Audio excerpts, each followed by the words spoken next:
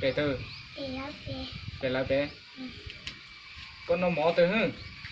Nó mỏ kiến. Nên từ mỏ con nó. Nghe đâu rồi. Nên từ mỏ con nó ấy.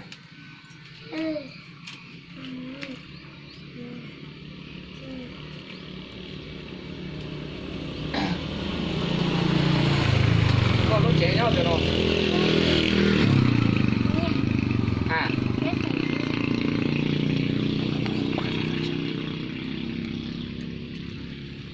Coi giờ xẻ đi. Xẻ mông vàng. Cô chỉ mua mùa đâu. Tên nào đi. Nhớ tỏ chế. Cô tên nào chỉ yếu có đâu. Yếu à? Có khét tuổi không bây giờ? Thế con chỉ nó có tên nào nhó? Có phải trẻ có? Có phải chỉ lỗ có bây giờ? Có thể khét tuổi bây giờ? Chán đi xả chụp ảnh kìa. Chủ ơi. Mình chờ áp vào nó hay.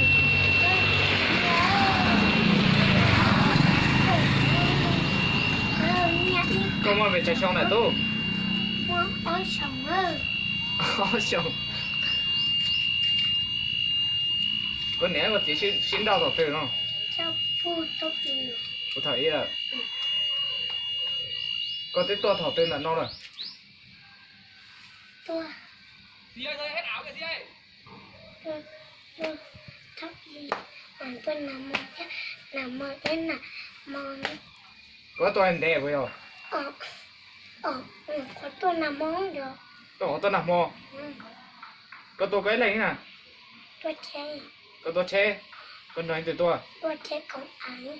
Chế công an. Tôi chơi khá án với kia. Có tôi lúc chế mua chồng hôn chống bây giờ. Nó chi không? Chi không?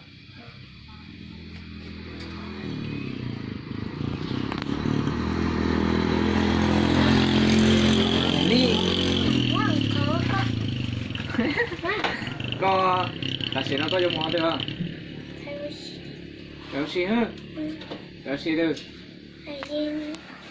Có tiền. Có nó mỏ được.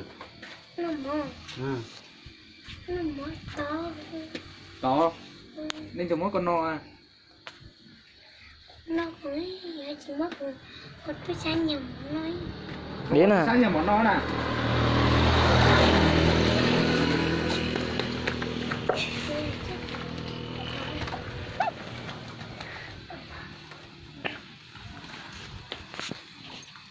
Biết nói thế rồi sau này dù gì cũng sẽ làm thôi.